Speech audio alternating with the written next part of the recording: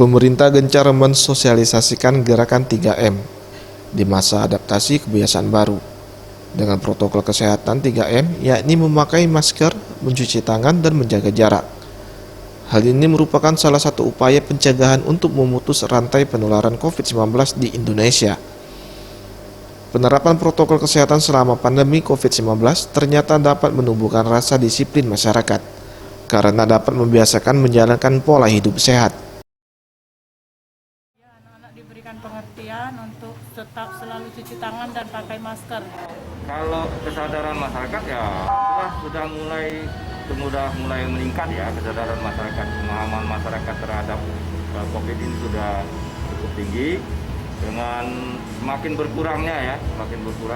menurunnya dampak masyarakat yang terkena dari COVID ini.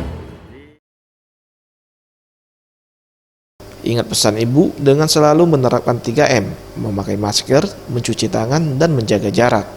Dengan penerapan perilaku 3M, Indonesia segera terbebas virus corona, menuju Sumsel bangkit, Sumsel adaptasi kebiasaan baru, Indonesia maju. Tim Liputan Sriwijaya TV.